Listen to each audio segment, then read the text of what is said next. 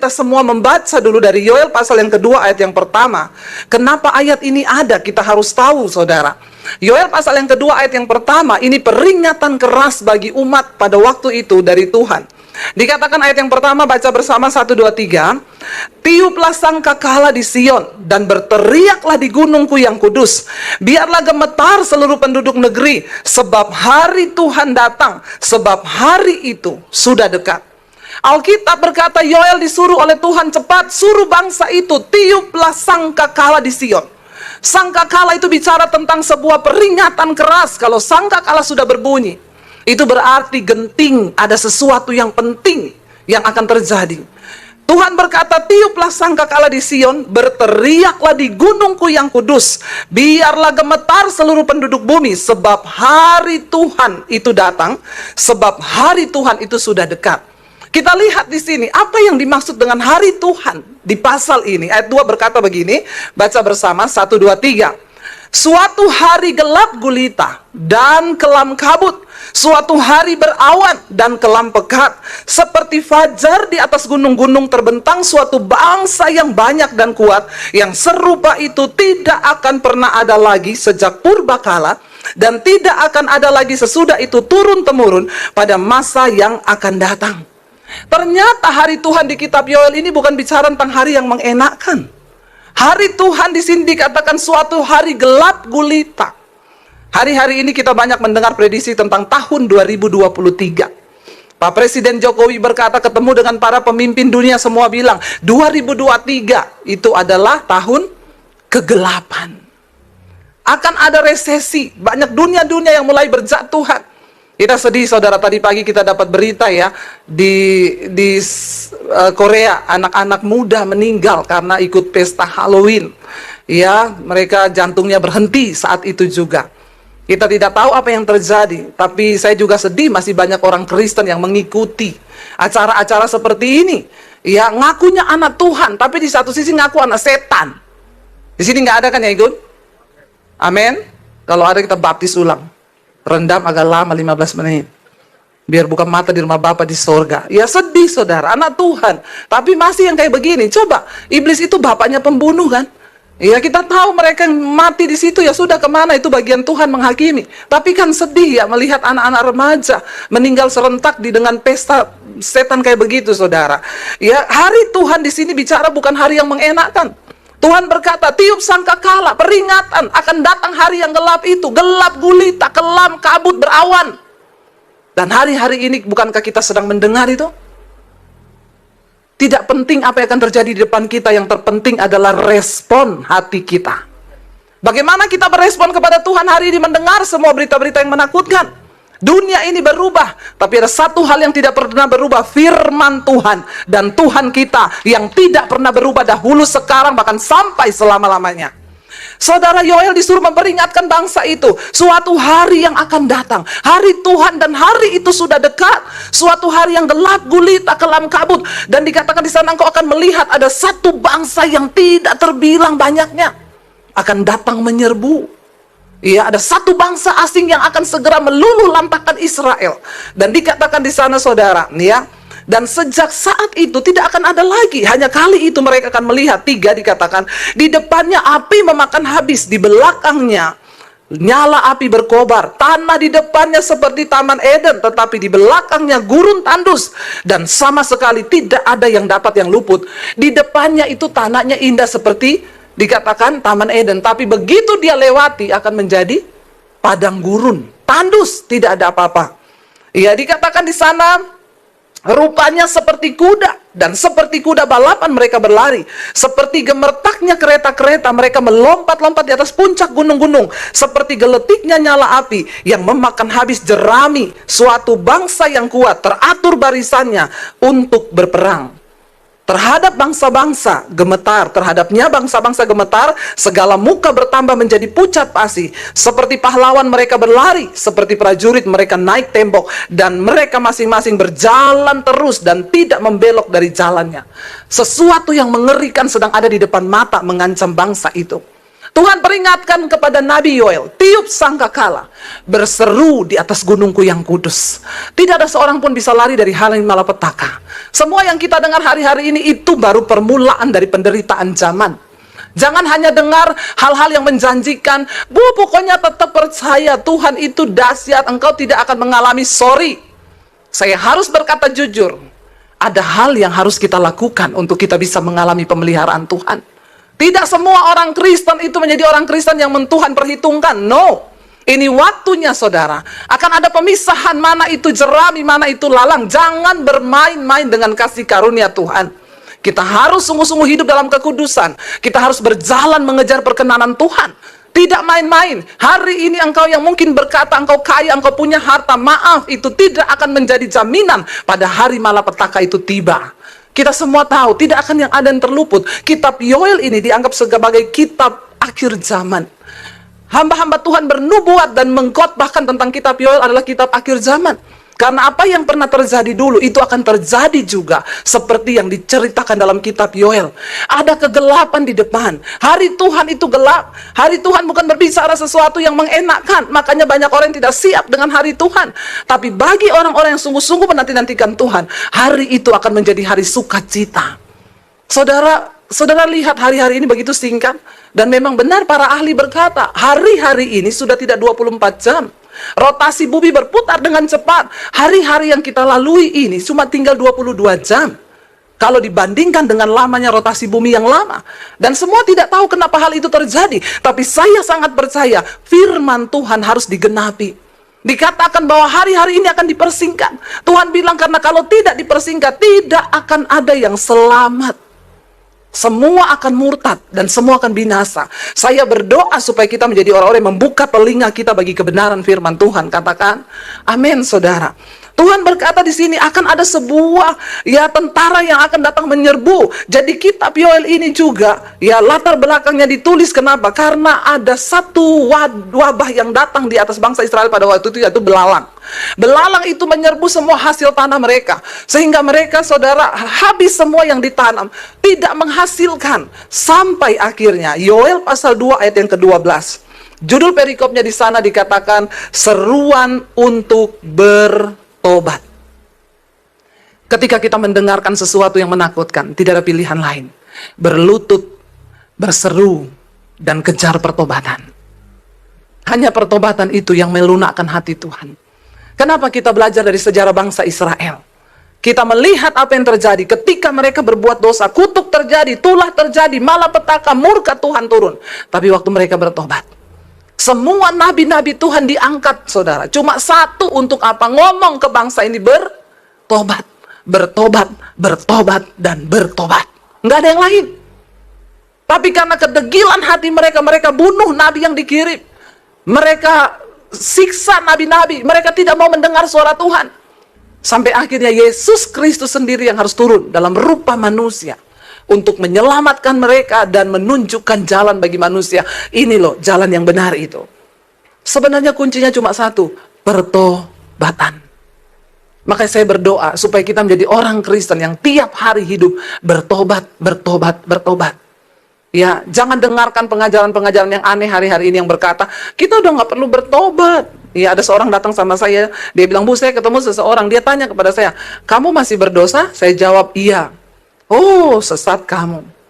Kita sudah tidak berdosa karena Yesus sudah mati untuk dosa kita, masa lalu, masa sekarang, dan masa yang akan datang. Jadi kita sudah tidak ada dosa, kamu tidak perlu bertobat lagi, kamu nggak perlu minta ampun lagi sama Tuhan. Saya bilang ini loh yang menyesatkan saudara. Setiap menit kita harus hidup dalam pertobatan. Dia ngomong ke orang itu, saya dengerin khotbahnya Bu Debi, katanya kita tiap menit harus bertobat. Jangan dengar Bu Debi, itu pendeta perjanjian lama. Oh, dia suka dengar yang perjanjian baru saja, ya. Karena kasih karunia, dia tidak tahu di dalam perjanjian baru pun Yesus berkata, bukan setiap orang yang berseru padaku Tuhan, Tuhan yang akan masuk dalam kerajaan Allah. Mereka yang melakukan kehendak Bapa. Ya, Tuhan bilang tanpa iman, tanpa perbuatan itu mati. Saya bilang, Bu, itu ajaran sesat loh, Bu. Yesus berkata, kalau ada orang berkata bahwa dia tidak berdosa, dia menjadikan Yesus itu pendusta. Kita semua masih berdosa. Sampai hari ini tidak ada satupun yang luput dari dosa. Tapi jangan engkau terikat dengan dosa. Kita masih berdosa. Sebentar kita marah, kita berdosa. Sebentar kita tersinggung, kita berdosa. Cepat-cepat bereskan. Artinya orang yang mau hidup bertobat dalam kekudusan, bukan berarti dia nggak pernah buat dosa. Dia bisa buat dosa, tapi setiap menit, setiap detik, Tuhan, ampuni aku Tuhan. Aku ini berdosa. Itulah gunanya Roh Kudus turun ke atas kita. Ketika Tuhan berkata kepada Yoel, serukan ke bangsa itu untuk mereka bertobat. Judul perikopnya ayat 12, seruan untuk bertobat. Tetapi sekarang juga, demikianlah firman Tuhan dikatakan, berbaliklah kepadaku dengan segenap hatimu, dengan berpuasa, dengan menangis, dan dengan mengadu. Koyakkanlah hatimu dan jangan pakaianmu. Berbaliklah kepada Tuhan Allahmu, sebab Ia pengasih dan penyayang, panjang sabar, dan berlimpah kasih setia. Ia menyesal karena hukumannya. Katakan amin. Yoel disuruh menyerukan bertobat. Bangsa itu suruh berseru kepada Tuhan dengan segenap hati. Menangislah, berpuasalah, mengadulah, koyakkan hatimu dan jangan pakaianmu. Kita tahu bersama jam perjanjian lama, raja, imam, ketika mereka takut atau bertobat, mereka akan mengoyakkan jubahnya. Ingat ketika Naaman, seorang panglima tentara Aram, pergi menjumpai Raja Israel untuk dia minta kesembuhan. Saat itu Raja Israel dengar Naaman bilang, aku seorang sakit kusta, aku dengar di Israel ada nabi, sembuhkan aku dari sakit kustaku. Raja Aram menulis surat kepada Raja Israel. Saat itu juga karena Israel pada waktu itu kalah terus dengan Aram, panglimanya datang bawa surat dari raja. Raja Israel berpikir ini cari gara-gara, pasti habis ini perang nih kalau dia nggak sembuh. Saat itu juga Raja Israel mengoyakkan jubahnya, ditanggalkan, mengoyakkan jubah, pakaian, bicara tentang satu ketakutan, satu hati yang tidak berdaya lagi. Dan Tuhan tapi berkata kepada Yoel pada waktu itu, suruh bangsa ini koyakkan hatinya, bukan pakaiannya. Karena sudah terlalu sering orang hanya mengoyakkan pakaiannya tapi tidak mengoyakkan hati. Hari ini yang Tuhan minta dari saudara dan saya, koyakkan hatimu di hadapan Tuhan. Dan bilang, Tuhan, kami ini berdosa. Kami mau hidup dalam kekudusan. Kami mau hidup di dalam perkenanan. Kami mau koyakkan hati kami hari ini. Lihat hidup kami Tuhan. Apa yang belum berkenan? Kita perlu mengoyakkan hati saudara. Untuk engkau memperoleh perkenanan Tuhan, sebab dikatakan di sana, sebab Tuhan itu berbaliklah kepada Tuhan. Koyakkan hatimu dan berbaliklah kepada Tuhan Allahmu, sebab Ia pengasih dan penyayang, panjang sabar dan berlimpah kasih setia, dan Ia menyesal akan penghukumannya. Tuhan itu Tuhan yang maha mengasihi dan penyayang. Dia sebenarnya bukan Tuhan yang mau menghukum umatnya, tetapi seringkali penghukuman harus dilakukan karena Dia Allah yang tidak bisa mengingkari firman-Nya. Karena Dia sudah berkata bahwa upah dosa itu ada. Dan memang firman Tuhan berkata itu. Jadi saudara, ya, supaya Tuhan itu menyesal dengan apa yang sudah dirancangkannya, dikatakan mari kita koyakkan hati kita, berbalik kepada Tuhan, sebab Dia Allah yang penyayang dan kasih setianya itu kekal bagi kita. Tuhan itu juga tidak rela melihat kita hidup dalam penderitaan. Tapi seringkali Tuhan juga tidak bisa berbuat apa-apa, karena Dia menciptakan kita dengan kehendak bebas, dan Dia nggak bisa paksa kita. Jelas firman-Nya berkata, aku membentangkan di hadapanmu dua jalan, ada berkat, ada kutuk.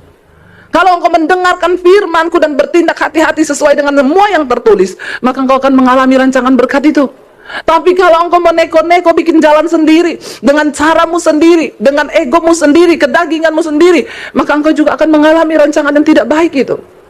Ketika bangsa itu bertobat, berbalik, saudara, dikatakan siapa tahu, ya, ayat yang ke-14, siapa tahu mungkin ia mau berbalik dan menyesal dan ditinggalkannya berkat. Tuhan bisa mengubah keputusannya. Ingat ketika Tuhan akan menghukum Sodom dan Gomora, Abraham berkata, Tuhan, apakah engkau akan menghancurkan kota itu bersama-sama orang benar dan orang fasik di dalamnya? Tuhan bilang, kalau ada 50 orang benar, aku tidak akan menghancurkan kota itu. Dicari, tidak ada. Tuhan bilang, Abraham bilang, kalau 40 Tuhan, kalau ada 40 aku tidak akan binasakan. Dicari 40 orang benar di kota itu, tidak ditemukan. Kalau 30 Tuhan, oke 30 aku tidak akan binasakan. Dicari 30 tidak ketemu. Kalau 20 Tuhan, nggak ada. 20 nggak ketemu. 10 orang di kota Sodom dan Gomora yang masih hidup benar dan berkenan pada Tuhan tidak ditemukan. Sampai akhirnya Tuhan terpaksa melaksanakan keputusannya. Saudara, hari ini Tuhan sedang mencari di atas bangsa kita orang-orang yang mau menangis bagi bangsa ini. Makanya setiap malam di mesbah doa kita terus berdoa buat bangsa negara, buat TNI Polri. Kita terus berdoa, Tuhan bersihkan bangsa ini, bersihkan bangsa ini. Kenapa Indonesia diluputkan, saudara, hari-hari ini? Di negara-negara lain sudah banyak terjadi krisis. Karena saya yakin dan percaya masih ada anak-anak Tuhan yang mau hidup benar dan berdiri di atas bangsa ini. Walaupun itu hanya segelintir, tapi saya berdoa supaya hari ini saudara hatimu terkoyak dan engkau mau berkata, aku mau Tuhan menjadi orang benar yang berdiri di atas bangsa ini. Saya baru pulang dari Gorontalo, saudara. Di Gorontalo kami melakukan seminar hamba-hamba Tuhan dan juga KKR. Gorontalo kota hijau, gerejanya hanya 26. Yang membuat saya sedih ketika mau melakukan itu, tantangan datang bukan dari orang luar. Puji Tuhan, panitia bekerja luar biasa, spanduk di tengah-tengah kota dibentangkan, saudara, berkat kerjasama panitia dengan pemerintah setempat. Tapi sayangnya justru tantangannya datang dari para pendeta. Kenapa bikin acara-acara begini? Ngapain? Perpecahan gereja. Itu yang menyebabkan kita ini nggak bisa menuai. Bangsa ini sudah menguning, saudara. Tapi kenapa penuaian tidak terjadi? Gereja yang satu berantem dengan gereja yang satu, merasa satu paling benar, satu paling benar. Sampai karena itulah Yesus berkata, doa Yesus yang terberat itu apa? Satukan tubuhku. Yesus berdoa sampai hari ini supaya gereja Tuhan bersatu. Kalau kita tidak pernah bersatu, saudara, bentrok satu dengan yang lain, curi jiwa sana sini, akhirnya apa yang terjadi? Penuaian itu tidak akan terjadi. Tapi yang menghibur saya, saudara, kemarin di Gorontalo, maaf, orang-orang berjilbab datang ikut KKR. Dari Buddhis datang ikut KKR. Mereka maju menyerahkan diri berdoa. Saya tanya, kenapa kamu datang? Saya sering nonton khotbah ibu di YouTube. Saya datang ke sini dengan ketakutan, Bu. Karena saya tahu saya akan dikucilkan oleh keluarga. Tapi Roh Kudus menjamah saya. Dan saya mau terima Yesus sebagai Tuhan dan Juru Selamat. Saya berdoa, saudara, buat mereka. Orang-orang yang bukan Kristen. Mereka datang, mereka dituai. Kenapa Tuhan izinkan pandemi ini terjadi? Sekarang pelayanan media dibuka Tuhan. Pintu-pintu yang tidak terjangkau. YouTube bisa masuk sampai ke kamar-kamar tidur. Menjangkau orang-orang yang tidak terjangkau. Ketika kita gereja Tuhan sudah tidak peka lagi dengan pergerakan Tuhan, maka Tuhan bisa punya cara, berbagai cara. Saya melihat kemarin di KKR itu, saya tantang altar call, anak-anak kecil maju, saudara. Videonya tadi bisa diserahkan. Saya pengen saudara lihat cuplikan kemarin kita ada di Gorontalo. Ya, saudara, secara manusia capek, saya baru datang dan tanggal 7 kami akan berangkat ke Poso di Tentena. Kami satukan semua hamba Tuhan. Ini waktunya saya tangkap hati Tuhan. Makanya orang tanya, ibu buka gereja? No, saya mau menjadi sahabat gembala. Kita sama-sama gandeng tangan, satukan semua gereja dari berbagai denominasi. Lalu di Toraja kami bikin 1350 pendeta datang. Kami bergandeng tangan berdoa untuk kota Toraja. Ya, di Toraja ada masjid, saudara, ya, Masjid Mualaf. Itu khusus bagi orang-orang dari Kristen dan penuh. Kita berdoa, saudara, supaya kita juga hari-hari ini punya api itu. Kalau bisa ditayangkan videonya, saudara, kita lihat ya. Saya menangis, saudara, melihat video ini. Bagaimana anak-anak kecil itu datang kepada Tuhan. Dan Tuhan berkata, aku akan mencurahkan rohku kepada anak-anak. Saya tidak mengerti anak ini menangisi apa, tapi air matanya bercucuran. Dia terus nangis, saudara. Ya, anak-anak datang menyerahkan hidup mereka kepada Tuhan. Coba, dan apa yang ditulis, ya, itu sedang digenapi. Saya pengen tayangkan foto yang dari samping yang saya doakan. Ada satu foto, saudara. Ya, saya sengaja tidak ambil mukanya, tapi hanya dari samping, karena yang tadi saya cerita. Jadi saya melihat bagaimana Tuhan itu sedang bekerja dan apa yang ditulis di Alkitab dari kitab Yoel ini benar-benar terjadi. Ketika bangsa itu bertobat, ya, ketika bangsa itu bertobat, saudara, dikatakan di sana, ya, tadi kita sudah baca, kemudian pada hari itu, Yoel 2 ayat 28, akan terjadi bahwa aku akan mencurahkan rohku ke atas semua manusia, maka anak-anakmu laki-laki dan perempuan, mereka akan bernubuat, orang-orangmu yang tua akan dapat mimpi, teruna-teruna, hamba-hamba, laki-laki dan perempuan, tidak peduli, mau dia pembantu, mau dia sopirmu, ketika dihinggapi oleh roh Tuhan, di akhir zaman itu semua akan terjadi. Saudara, ya, bahkan akan ada tanda-tanda di langit. Kita melihat zaman semakin hari harusnya membuat kita ini semakin peka dan introspeksi diri. Kita tidak punya waktu yang lama. Itu yang saya tangkap, makanya saya terus bergerak, saudara. Capek, yes, capek. Ya, terbang sana sini, ya, tapi sukacita ketika melihat yang seperti itu tadi. Tuhan, yes, rohmu sedang bekerja. Kita semua terpanggil untuk masuk di pergerakan Tuhan di akhir zaman, saudara. Ya, dan saya berdoa kepada Tuhan untuk kita semua hari-hari. Tuhan juga mau pakai saudara. Engkau tidak perlu menjadi pendeta untuk berdiri di mimbar ini. Lihat sekelilingmu. Ada begitu banyak tuhayan yang harus engkau tuai. Tapi kita terlebih dulu yang harus menjadi pelaku firman.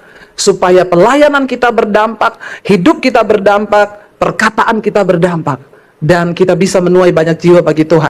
Di dalam Alkitab, janji Tuhan itu begitu banyak, saudara, ya. Janji akan pemulihan, janji akan penyertaan, janji akan kesembuhan, itu sudah ada dalam Alkitab. Tetapi di sini dikatakan dengan jelas Tuhan itu tidak lalai. Siapa yang mengajari Tuhan? Ya, Ayub berkata, siapa yang dapat mengajari dia? Dia yang menciptakan segala sesuatunya. Tuhan tidak pernah lalai menepati janjinya. Sekalipun ada orang yang seringkali menganggap Tuhan itu lalai. Saudara pernah nggak menganggap Tuhan itu lalai? Jangan buru-buru jawab. Deh ya. Jangan buru-buru jawab, tapi renungkan dulu, ya, renungkan dulu, nggak usah langsung cepet-cepet. Saudara pernah nggak menganggap Tuhan itu lalai? Yang pernah angkat tangan, mulai terbuka ini ya. Yang pernah menganggap Tuhan lalai, angkat tangan. Saya pernah menganggap Tuhan itu lalai. Saudara di sini semua nggak pernah? Kalau saudara nggak pernah anggap Tuhan lalai, pulang aja. Saudara semua sudah penghuni sorga. Saya pernah mengaku Tuhan itu lalai. Saya pernah menganggap. Alkitab berkata Tuhan nggak pernah lalai. Sekalipun banyak orang yang sering menganggap dia lalai. Ya, contoh, bagaimana kita menganggap Tuhan itu lalai? Saya tuh banyak dapat telepon, banyak dapat ya WA, banyak orang konseling, Bu. Ya, suami saya begini-begini, rumah tangga saya begini-begini, bisnis saya begini-begini. Saya bilang berdoa. Jawabannya apa? Saya sudah berdoa puluhan tahun. Buktinya apa? Saya sudah cari Tuhan. Saya sudah melayani. Saya sudah bayar persembahan. Saya sudah berpuluhan. Kalau kita menyatakan semua kebenaran kita, halo, berarti itu kita anggap siapa yang lalai? Jawab. Amin. Ya, pernah nggak kita menganggap Tuhan lalai? Sering. Ya, dulu ketika saya dalam penderitaan, saya bilang sama suami saya, "Say, Tuhan itu ada apa enggak?" Itu lebih parah lagi. Kalau Tuhan itu ada, kenapa kita begini sampai sekarang? Kayaknya kebenaran itu nggak pernah muncul. Kita menderita terus, kita coba hidup benar, tapi kita menderita. Itu saudara nggak menganggap Tuhan lalai dengan begitu? Kita seringkali menganggap Tuhan itu lalai. Aku sudah berdoa loh, aku sudah begini, tapi apa hidupku? Walaupun itu saudara tidak terbersit ngomong dari mulutmu, hanya terbersit di dalam hatimu. Pernah saudara terbersit begitu? Jawab jujur. Sering. Nggak usah ngomong pernah, jawab aja sering. Iya enggak? Ya, saya tuh heran, Bu, anak saya. Ya, sekarang dia memberontak, dia pacaran dengan orang tidak seiman. Saya tegur, dia marah. Padahal, Bu, kurang apa saya, Bu? Ya, saya tuh sudah berdoa buat dia, saya kasih firman, saya tiap hari menyerahkan dia ke dalam tangan Tuhan. Tapi kenyataannya, berapa banyak kali saudara kita tuh merasa bahwa memang seringkali tidak terlontar dari mulut kita, tapi dari sikap kita. Kenapa ada orang menganggap Tuhan lalai? Karena yang terjadi dalam hidup kita tidak sesuai dengan ekspektasi kita. Iya Pak, iya. Orang itu menganggap Tuhan lalai karena dia berpikir, ya yang saya pikirin itu nggak gitu. Ya, saya banyak menerima hari-hari ini, Bu. Saya itu dengar khotbahnya Ibu ya, saya berusaha berubah, Bu. Saya berbisnis nggak pakai cara-cara lama, saya ikuti firman Tuhan loh, Bu. Tapi kenyataannya, Bu, saya menghadapi masalah ini. Kalau saya pakai cara lama saya yang tidak sesuai firman, itu cepat selesainya, Bu. Tapi karena saya menurut sama firman, makanya nggak selesai-selesai. Ya, kalau ada orang berkata begitu, berarti dia berpikir apa? Ya Tuhan itu berarti janjinya nggak benar. Kenapa itu bisa terjadi? Karena kita semua punya ekspektasi, kita itu semua punya keinginan, dan kalau keinginan itu tidak terjadi sesuai yang kita mau, maka kita menganggap bahwa Tuhan itu lalai. Tuhan lalai.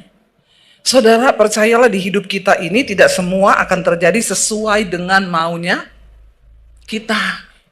Kalau saudara mau yang terjadi sesuai dengan maumu, ya sudah, kau saja jadi Tuhan. Iya Pak, iya. Ya, di Sulawesi sana ada anak namanya Ungke, saudara. Dia itu kerjaannya petik coklat, dia jemur coklat hasil tanah, cengkeh. Waktu dia jemur panas, dia keluarin semuanya. Begitu udah keluar hujan, dia masukin lagi. Lalu panas lagi, dia berdoa, Tuhan kasih panas. Ungke mau jemur cengkeh. Begitu panas, dia keluarin lagi. 5 menit, mendung lagi hujan, dia tarik lagi masuk. 3 kali dia berdoa, Tuhan kasih panas. Ungke mau jemur cengkeh ini. Lalu ketiga kali panas lagi dia keluarin, habis itu mendung lagi. Terakhir dia keluar di luar, dia lihat ke langit, dia bilang, kalau engkau tidak bisa atur tuh cuaca, engkau turun, Ungke naik ke atas, Ungke yang atur tuh cuaca. Karena dia pikir ya dia apa yang dia mau tuh nggak sesuai dengan yang dia harapkan yang terjadi dalam hidupnya. Kita semua manusia berharap ya semuanya baik.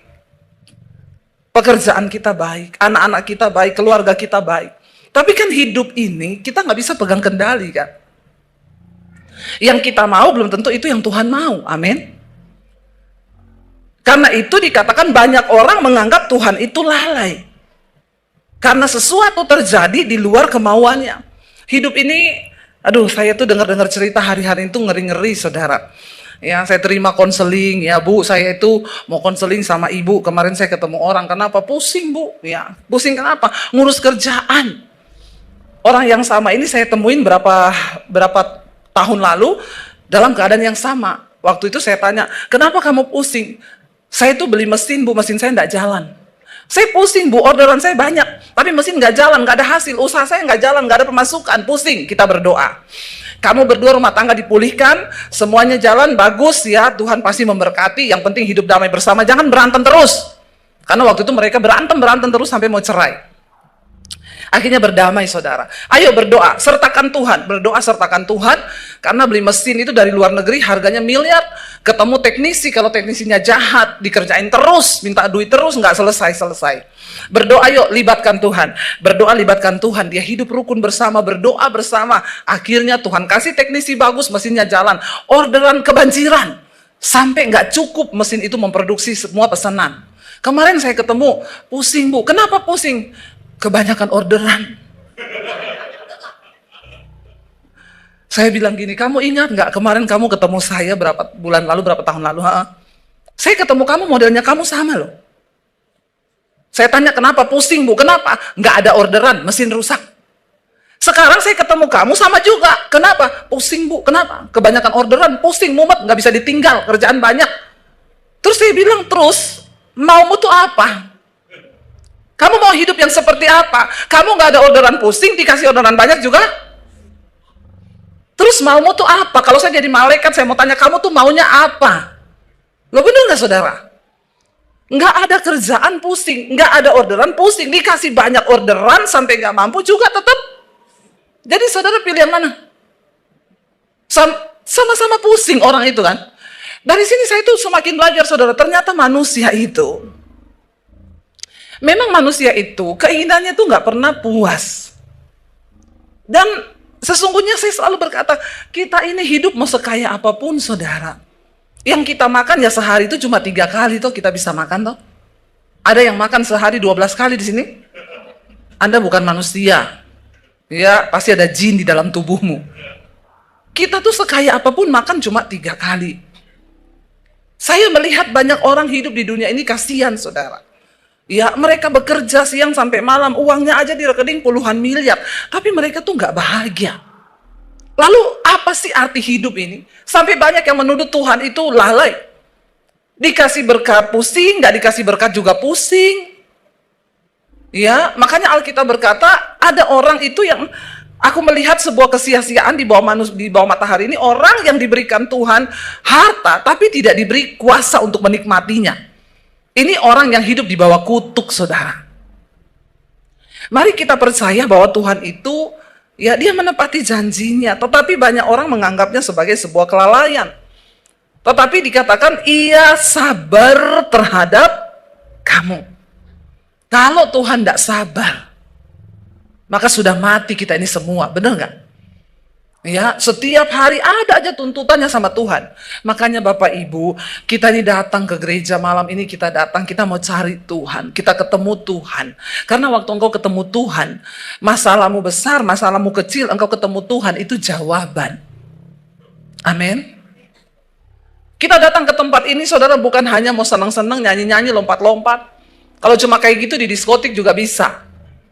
Ya, makanya para pelayan Tuhan benar-benar dituntut hidupmu itu bisa membawa hadirat Tuhan. Baik pemusik, WL singers, bukan cuma nyanyi. Kalau nyanyi itu di atas lebih bagus nyanyinya. Tapi kita harus berjumpa dengan Tuhan. Kita harus ketemu dengan hadirat Tuhan. Karena hadirat Tuhan itu yang membawa damai sejahtera, ketenangan di hidup kita. Bahkan kalau kita lihat ayat ini, sebenarnya juga Tuhan sedang berbicara. Ya, firman ini sedang berbicara tentang kedatangan Tuhan, saudara. Ya, tentang hari Tuhan. Kalau saudara baca satu perikop ini tentang hari Tuhan. Banyak orang menganggap bahwa mereka berkata begini, nggak usahlah bicara-bicara kiamat. Buktinya dari zaman dulu sampai zaman sekarang Tuhan nggak datang-datang. Dikatakan banyak orang menganggap Tuhan itu lalai. Dari dulu dia berkata dia akan datang. Tapi sampai hari ini dia belum datang. Dan dia berkata, Alkitab ini berkata Tuhan itu sabar terhadap kita karena dia tidak ingin ada orang yang binasa. Tapi dia masih kasih kesempatan kita ini semua bertobat. Supaya waktu dia datang, kita dalam keadaan kudus dan layak. Siap. Siap. Ya, saya tadi malam dengan suami, saudara, kami kebetulan ada satu keperluan sehingga kami harus keluar agak malam. Cari parkiran di dekat nightclub, nggak dapat tempat parkir. Saya bilang sama tukang parkirnya, kok makin malam makin nggak ada parkir di sini? Iya Bu, memang di sini kalau siang sama sore sunyi Bu, tapi kalau malam penuh parkirannya, karena itu ada nightclub. Waktu kita mau cari parkir, ada pemusik gereja yang masuk ke dalam. Nggak tahu, mungkin dia mau main juga di dalam. Jadi hari lain dia main di situ, nanti hari Minggu pelayanan dia main di sini. Ya, dia agak malu ketemu kita, saudara. Tapi bukan itu, saudara. Saya tuh keliling akhirnya sampai muter tuh parkiran penuh. Ada beberapa nightclub di situ. Sampai saya bilang sama suami saya gini, terdengar musiknya itu dari jalan. Saya bilang sama suami saya, mereka itu ngapain ya di situ ya? Terus suami saya tuh bilang gini, orang dunia itu kalau ada duit, ya buat apa coba? Ya dia ke situ untuk menikmati hidup, dia pikir ya dia punya uang. Di situ sekali masuk aja udah bayar ratusan ribu untuk bisa masuk aja. Karena dia orang dunia, dia nggak ngerti kebenaran. Saya bilang sama suami saya, terus mereka tuh ngapain ya? Di situ saya pura-pura lupa, dulu juga saya begitu. Ya, pura-pura lupa, pura-pura amnesia. Tapi memang benar, ya saya juga baru mengerti, bodoh banget ya. Dulu kita merasa di situ itu ada hiburan, ya kita ducek gitu. Terus udah capek pulang. Bahkan sebagian orang datang ke tempat seperti itu tuh karena memang mereka tuh pengen lari dari masalah. Mereka punya banyak pikiran, sumpek, punya banyak masalah, mereka lari, mereka ke situ tuh goyang-goyang, lihat hal-hal yang menarik, ya cewek-cewek yang seksi di situ. Tapi dia pikir dia pulang masalahnya selesai, enggak, saudara.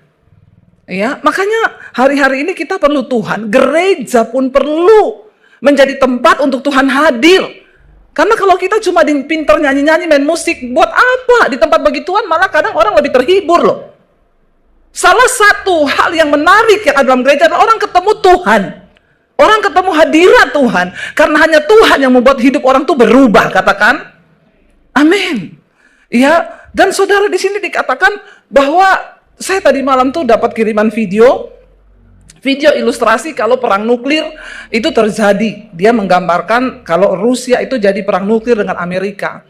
Bakalan terjadi itu apa, saudara? Lalu dibikin ilustrasinya, nuklir itu ditembakkan. Bumi ini nanti itu, ya kita bayangkan aja waktu Jepang itu Hiroshima dan Nagasaki dibom nuklir.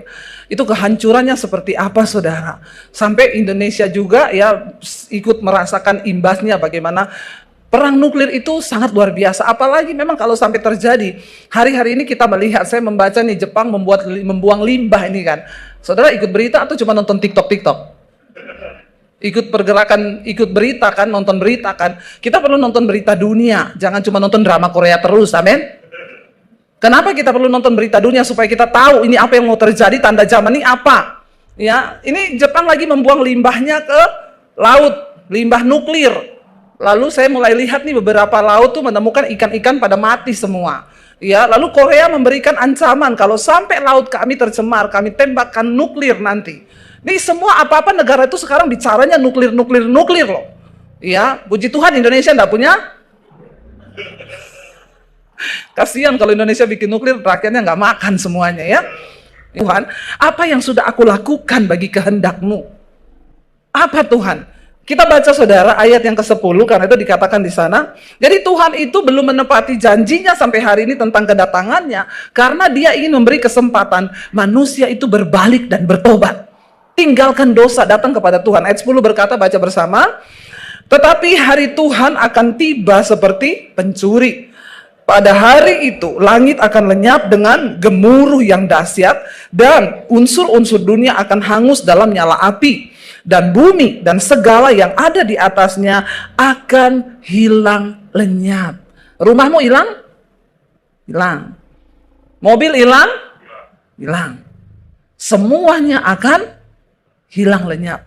Perhatikan dikatakan, tetapi hari Tuhan akan tiba seperti pencuri. Kemarin di Palu terjadi gempa 6,3 skala Richter.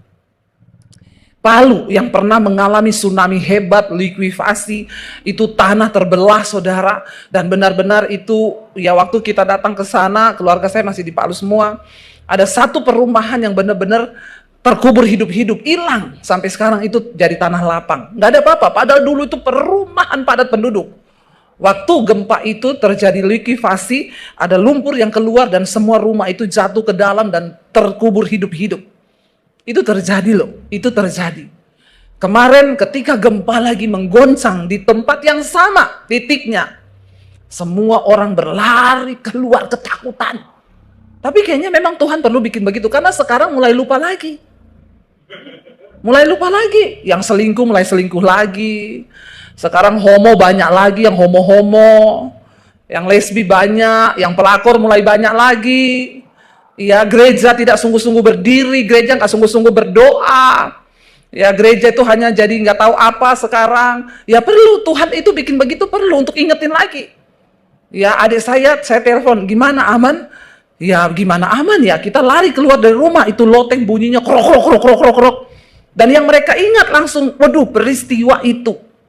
Mayat bergelimpangan, orang hilang saudara karena ditelan bumi. Alkitab bilang tuh belum ada apa-apanya. Ya, belum ada apa-apanya. Hari Tuhan akan datang seperti pencuri, ya. Kalau seperti pencuri dikatakan itu berarti nggak ada satu orang pun yang tahu. Nggak ada pencuri datang ngomong-ngomong, nanti malam saya mau datang ke rumahmu ya, mau ngapa? Mau nyuri. Nggak ada. Namanya pencuri itu datang diem. Ya, tiba-tiba dia datang. Nggak ada yang kasih tahu dia datang. Pada hari itu langit akan lenyap dalam gemuruh yang dahsyat, dan unsur-unsur dunia akan hangus dalam nyala api. Ini yang tulis Alkitab loh, bukan saya. Saudara, kalau dikatakan bahwa pada hari itu langit akan lenyap, gemuruh yang dahsyat, unsur dunia akan hangus dalam nyala api, kira-kira itu pemandangan yang seperti apa? Wow, itu menakutkan sekali. Menakutkan sekali. Ya, langit lenyap. Tiba-tiba gemuruh yang hebat turun, dan dunia ini akan hangus dalam nyala api. Ya, dan bumi dan segala yang ada di atasnya akan hilang lenyap. Ya, bayangkan saudara kalau itu terjadi. Saya hanya pengen kita bangun dari tidur. Ingat, kita harus sungguh-sungguh mempersiapkan hidup kita menjelang kedatangan Tuhan. Ayat yang ke-11 dikatakan di sana, baca bersama ayat yang ke-11. Apa respon kita? Ayat 11 berkata 1, 2, 3. Jadi, jika segala sesuatu ini akan hancur secara demikian, apa? Betapa suci dan salehnya kamu harus hidup. Respon kita untuk menyambut kedatangan Tuhan akhir zaman di depan mata, ya semua itu akan hancur dengan cara demikian. Betapa suci dan salehnya kamu harus hidup. Mari kita berdoa supaya kita sungguh-sungguh hidup di dalam kekudusan.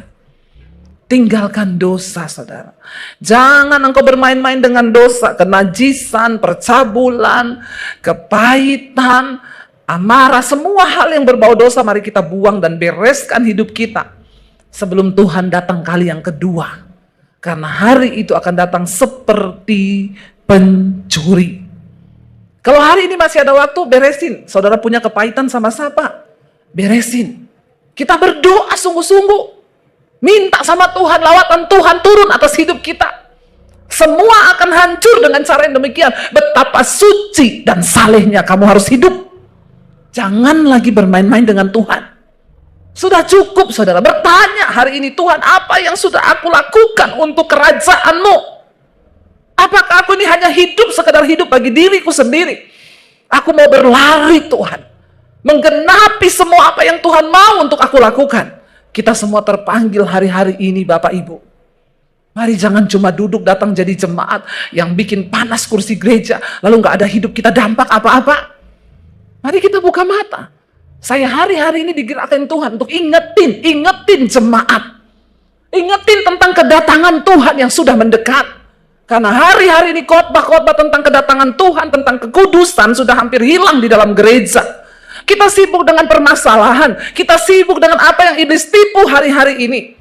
Penderitaan, persoalan, padahal kita lupa ada begitu banyak hal besar yang harus kita lakukan menjelang hari Tuhan yang mendekat. Ayo kita berlomba Bapak Ibu. Ya, setidaknya siapa yang ada di sampingmu hari ini, keluargamu, anakmu, saudaramu, engkau bisa kirim firman lewat WA kepada anak-anakmu. Ya, kasih tahu kebenaran firman. Sampaikan. Hari-hari ini saya banyak melayani orang-orang Kristen, anak-anak yang mereka hancur dalam keluarga, orang tua yang sudah tidak ada harapan. Bu, saya udah angkat tangan dengan anak saya, Bu. Saya nggak bisa apa-apa, saya kerasin dia mau bunuh diri, saya lembutin dia pergi tidur sama pacarnya laki-laki. Saya ini sudah bingung mau ngapain. Ini terjadi, saudara. Dan kita lihat nih akhir zaman, iblis menipu begitu banyak manusia.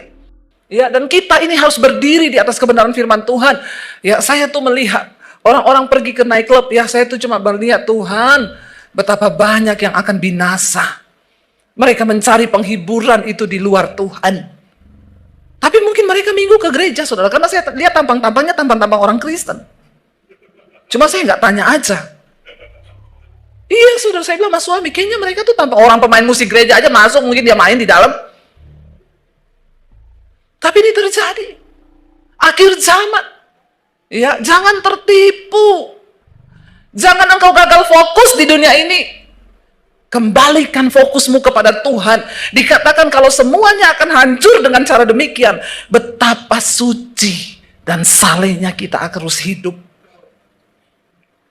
Ayo. Ya.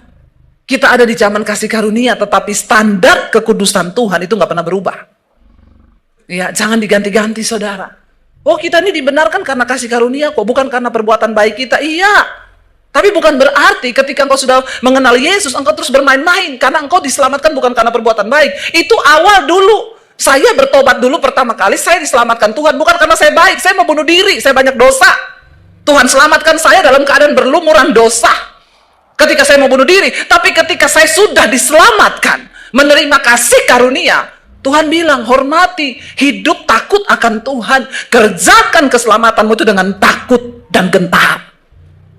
Karena bukan berarti engkau Kristen, engkau bisa masuk surga. Surga itu tempatnya mulia. Surga itu kudus. Surga itu buat orang-orang yang memang berjuang. Jangan terkontaminasi hari-hari ini.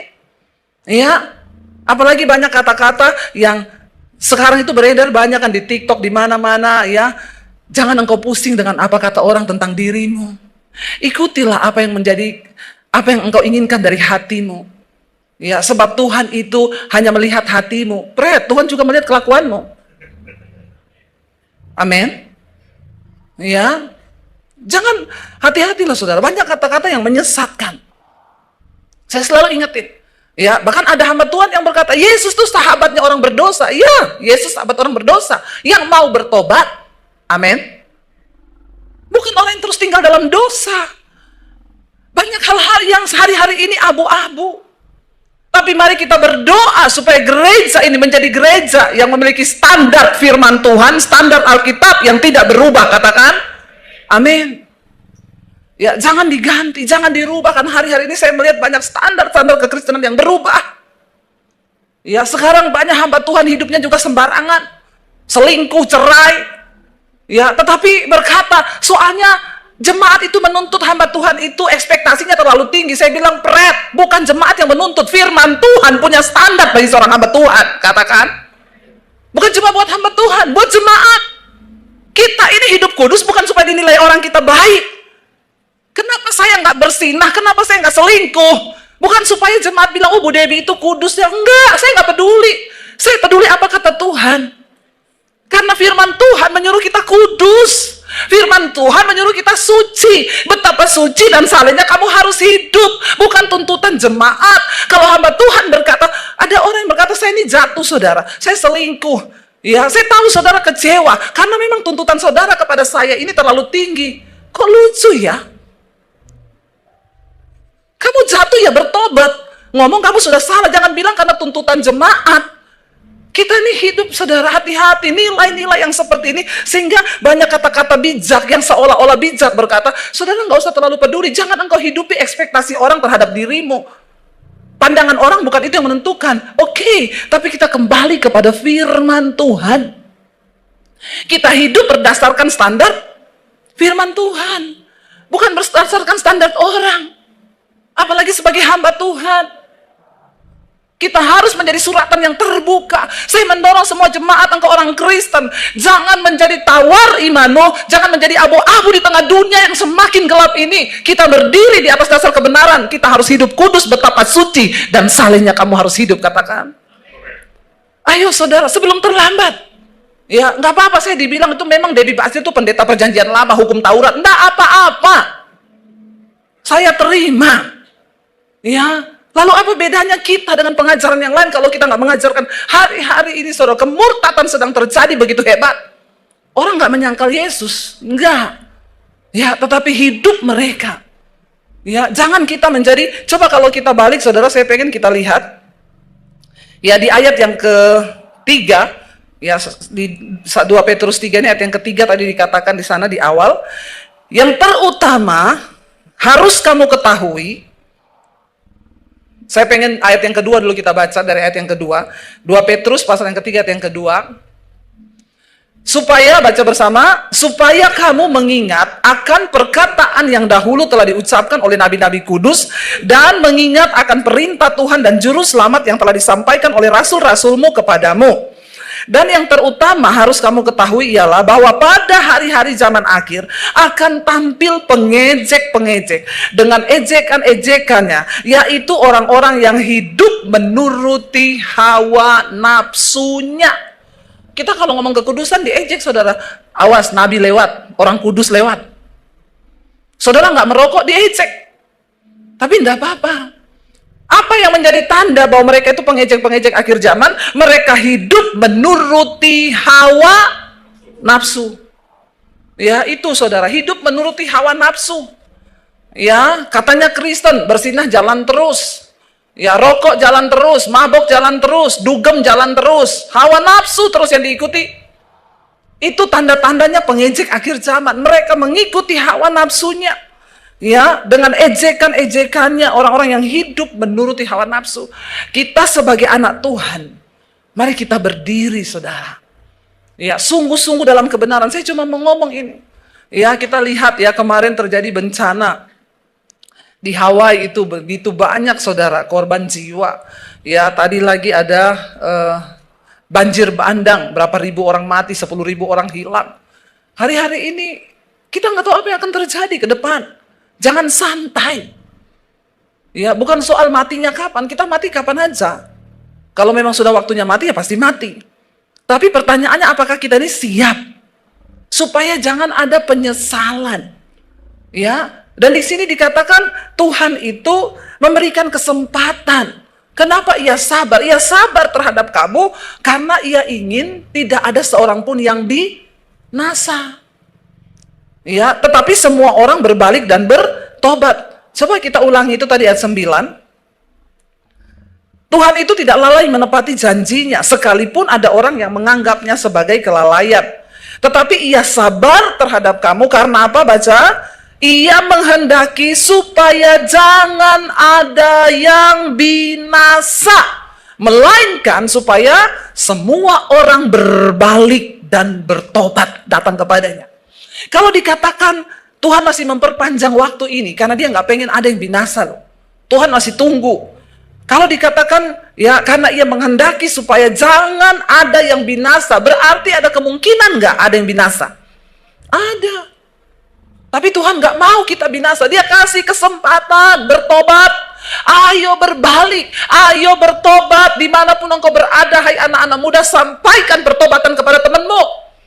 Jangan engkau ikut terlibat dan masuk dalam kubangan dosa.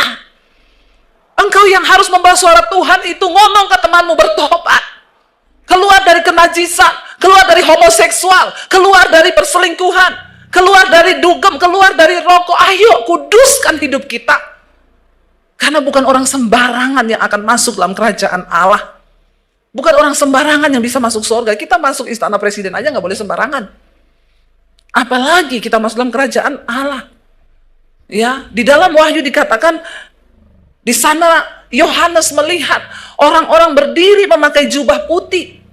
Dan dia bertanya kepada tua-tua itu, siapa mereka yang memakai jubah putih itu? Tua-tua itu berkata, mereka adalah orang-orang yang keluar dari kesusahan yang besar di bumi. Tapi mereka berhasil menjaga jubahnya tetap putih dalam darah anak domba Allah. Amin, saudara. Tuhan gak mau kita main-main, saudara. Ayo kita ini sungguh-sungguh hidup dalam pertobatan. Kita sungguh-sungguh berbalik. Selama masih ada kesempatan, ada waktu. Mari, saudara. Ya, hari-hari ini Tuhan terus mendorong saya bicara tentang akhir zaman. Saya gak tahu kenapa. Tapi sebagai hamba Tuhan, saya hanya mau taat bicara. Sampaikan tentang akhir zaman. Tentang pertobatan. Orang harus berbalik kepada Tuhan. Datang kepada kekudusan. Tinggalkan dosa.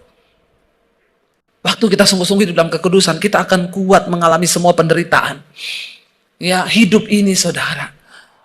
Saya kemarin baru menguatkan seorang ibu yang, saya juga rasa berat sekali bebannya. Tapi puji Tuhan, ibu itu menerima semua yang terjadi itu sebagai cara Tuhan untuk membawa dia pada pertobatan. Ya, saudara, tidak mudah yang dia lalui, tidak mudah yang dia alami memang. Ya, ketika saya bertemu ibu ini, anaknya menikah. Kalau nggak salah udah 3 tahun apa berapa tahun belum hamil. Dia bilang, Bu Debbie doain dong, saya pengen punya cucu. Ini anak satu-satunya anak saya. Ya udah, ayo kita berdoa. Sebulan kemudian anak itu hamil. Ya, 2 bulan, 1,5 bulan yang lalu dia melahirkan anak perempuan. Ketika dia melahirkan, ibu ini seneng dong, dapat anak kan, dapat cucu kan. Lagi senang-senangnya gendong cucu. Tiba-tiba dia sakit, divonis dokter kena cancer. Saudara, kisah berubah tragis. Dari kebahagiaan menjadi sesuatu yang kayaknya, kaget. Lalu ibu ini harus pergi keluar kota untuk berobat. Lagi berobat di luar kota. Ternyata anaknya yang baru melahirkan meninggal. Saudara, jadi tinggalin cucunya yang baru berumur 1,5 bulan. Dan ibu ini nggak diberitahu kalau anaknya sudah meninggal karena mereka takut kalau ibu ini syok. Tapi menjelang penguburan, dia harus tetap dibawa pulang. Karena nggak bisa bohongin. Dibawa pulang, dia tanya, kenapa saya harus pulang? Ibu harus urus paspor alasannya. Karena paspor ibu sudah mau mati, bukan harus berobat ke luar negeri. Pulang dulu urus paspor. Sampai di rumah, banyak orang. Saya dikirimin videonya. Dia seneng ketawa-ketawa, kok banyak orang? Dia pikir, ya ini orang-orang sambut ibu. Masuk di rumah lihat anaknya terbaring kaku. Ya, meninggal. Saya sempat telepon dia, saya bilang, Bu, Tuhan tidak pernah lalai, Bu. Dia nangis bercucuran air mata. Iya, Bu Debbie, Tuhan gak pernah salah. Tuhan baik ya, Bu. Iya, Tuhan baik, Bu. Saya harus makin sungguh-sungguh lagi dengan Tuhan, Bu. Saya mau bertobat, sungguh-sungguh dekat dengan Tuhan. Wow, saya mendengar dia bilang begitu. Yes, tadinya saya takut kalau dia menjauh dari Tuhan. Karena dia merasa ini adalah penghukuman Tuhan atau apa. Saya takut dia itu, mana Tuhan? Ternyata responnya, ketika saya bertelepon, Bu yang kuat ya, Bu. Iya, Bu Debbie, Tuhan baik, Bu. Tuhan gak salah, Tuhan gak lalai. Saya harus sungguh-sungguh lebih lagi mencari Tuhan, Bu. Saya mau lebih dekat lagi sama Tuhan. Inilah hidup. Kita nggak pernah tahu, saudara. Tapi makanya mari kita dekat dengan Tuhan. Kita nggak punya cukup kekuatan menghadapi banyak hal di dunia ini. Hanya satu kekuatan kita, waktu kita dekat dengan Tuhan. Ya, saya tidak berhutang lagi. Saya sampaikan hari ini kepada saudara. Firman Tuhan berkata bahwa ketika Tuhan datang, langit ini akan hangus dalam nyala api yang begitu hebat. Dan jika segala sesuatu ini akan hancur secara demikian, betapa suci dan salehnya kamu harus hidup. Ayat 12 dikatakan apa? Yaitu kamu yang apa? Yang menantikan dan mempercepat kedatangan hari Allah. Pada hari itu langit akan binasa dalam api dan unsur-unsur dunia akan hancur karena nyalanya. Kita dikatakan adalah orang-orang yang mempercepat kedatangan Tuhan. Siapa yang mau Tuhan cepat datang? Hanya sedikit ya, yang lain masih suka di dunia. Ya, saudara, kalau Tuhan datang, kita nih pindah loh. Dalam kerajaan damai. Dunia ini bukan tempat kita. Di sini nih kita cuma transit. Ada orang berangkat mau lama-lama di negeri transit? Nggak ada tuh. Orang itu pergi ke luar negeri kalau transit, dia mau lama-lama nggak di situ? Yo kagak, namanya juga ya hanya terpaksa transit. Nah, Alkitab berkata di dunia ini kita cuma perantau. Kalau namanya perantau itu pasti pengen pulang kampung. Kampung kita di mana? Di sorga, bukan di sini. Tapi banyak orang yang sudah terlanjur cinta dengan dunia. Makanya gak kepengen Tuhan datang. Kita harus sepakat dulu. Kita adalah orang-orang yang mempercepat kedatangan Tuhan. Siapa yang mau cepat Tuhan datang? Ampuni mereka Tuhan. Karena mereka tahu tapi mereka pura-pura tidak tahu. Ini Alkitab yang ngomong loh. Ya, yaitu kamu ya, yang menantikan dan mempercepat kedatangan hari Allah itu.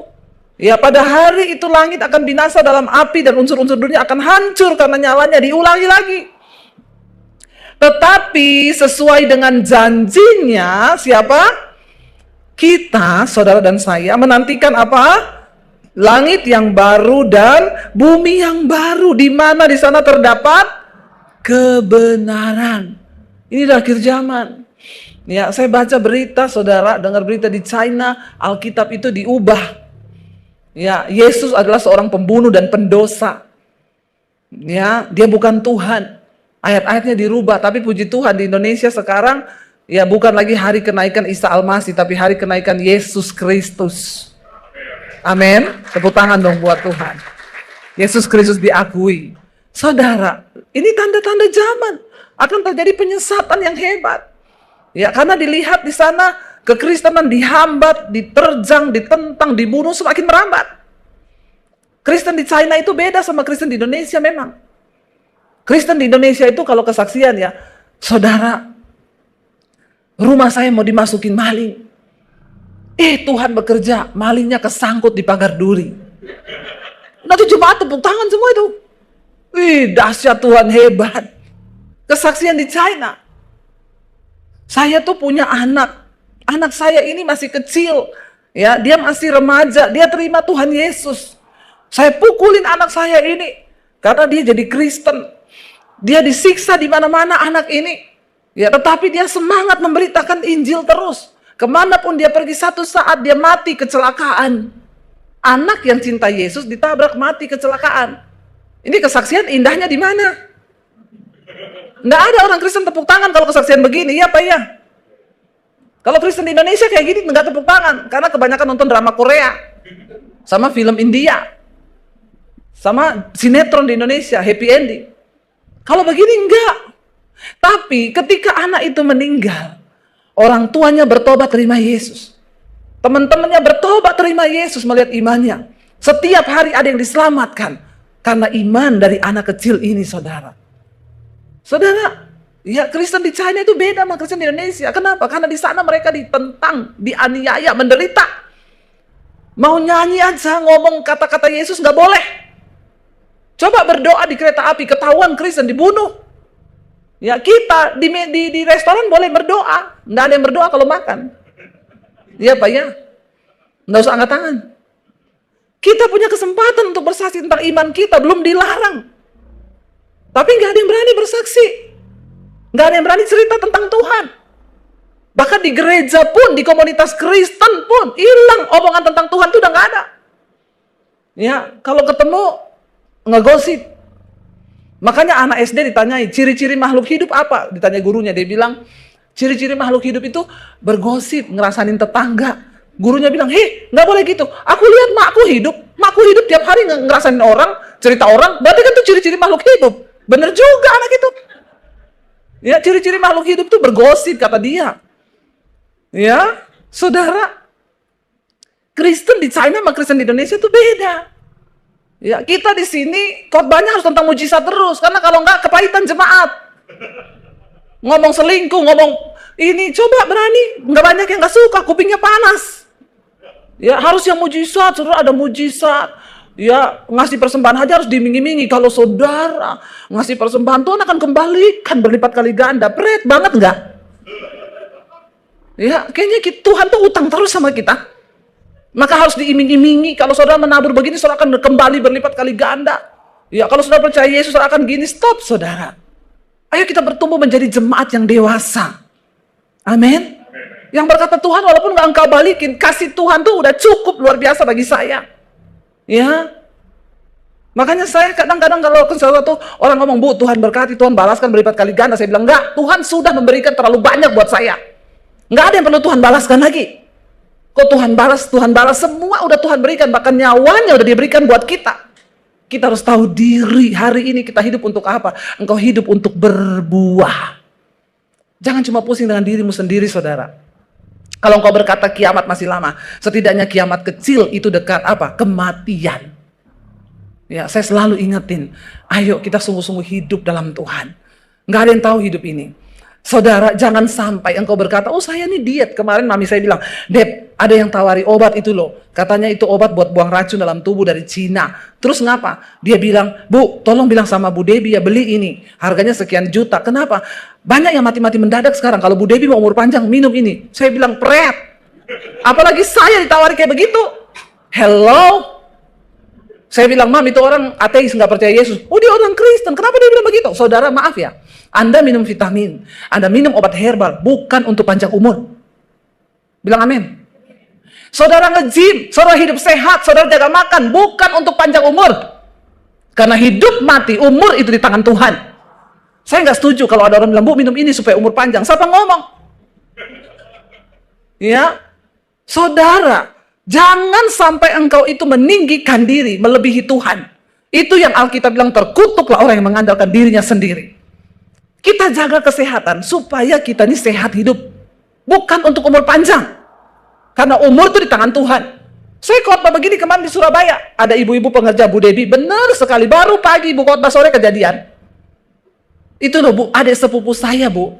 Jaga makan. Nggak pernah makan di luar. Karena jaga makan. Makan sehat. Olahraga tiap hari. Rutin check up general Bu setiap bulan. Check up. Kena serangan jantung tadi siang Bu. Barusan ibu khotbah tadi pagi tuh. Kena serangan jantung. Ya, ada juga orang tuh, oh tenang aja, saya sudah di DSA otak saya sekarang sudah bersih, nggak ada penyumbatan, stroke. Jangan sombong loh saudara, hidup kita di tangan Tuhan. Kenapa kita harus jaga makan, jaga kesehatan? Supaya sehat. Saya sama suami sekarang lagi diet. Kenapa saya diet? Hidup sudah berat, kalau badan kita tambah berat, maka semakin berat hidupmu. Hidup ini udah berat, pergumulannya banyak. Terus berat badanmu juga berat.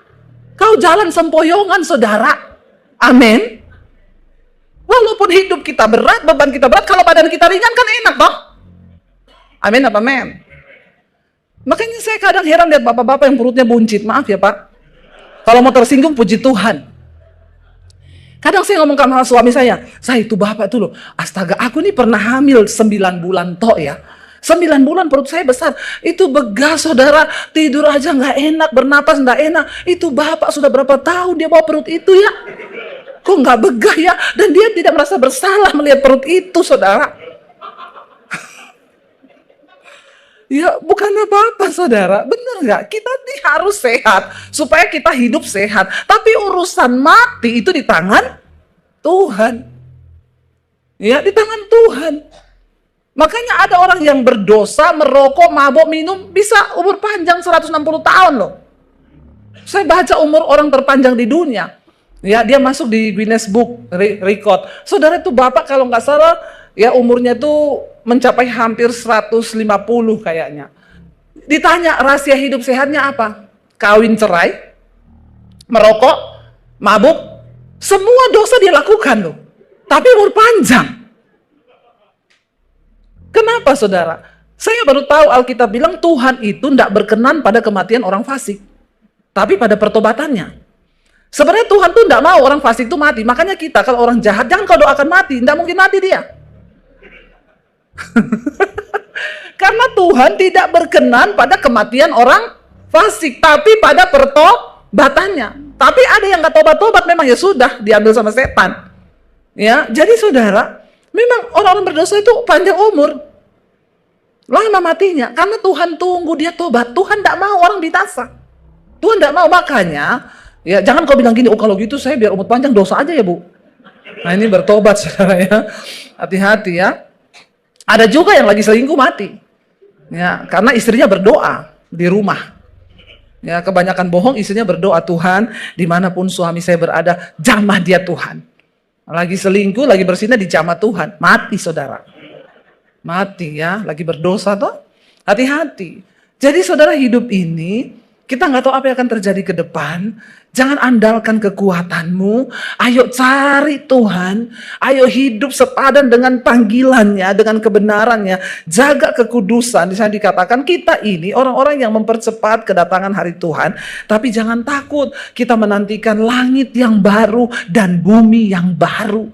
Di sana tidak ada polusi. Tidak ada. Saudara mau hidup di langit yang baru dan bumi yang baru? Saya tuh ketemu dengan orang-orang yang pernah mati. Ya, pernah dibawa Tuhan mati. Itu semua ngomong kematian tuh indah. Mati tuh indah. Ya, mati tuh indah.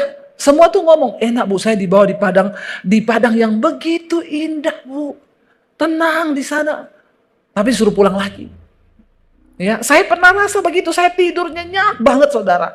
Saya kayak di satu tempat yang begitu indah. Tiba-tiba ada suara yang bilang gini, kalau kamu tidur terus kamu mati loh.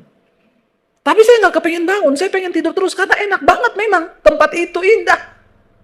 Tapi saya ingat, kalau saya mati suami saya kawin lagi, saya bangun. Cepet-cepet saya bangun. Enak aja dia kawin lagi saudara ya. Jadi saya bangun, itu yang membuat saya cepet bangun saudara. Bukan itu ya, saya bilang kalau saya mati anak-anak masih kecil dia kawin lagi, wah anak-anak saya dapat ibu tiri lebih kejam dari ibu kota. Ya, tapi enggak, kalau ibu tirinya bertobat kagak. Ya, saudara, mari kita sungguh-sungguh hidup dalam Tuhan, enggak usah takut.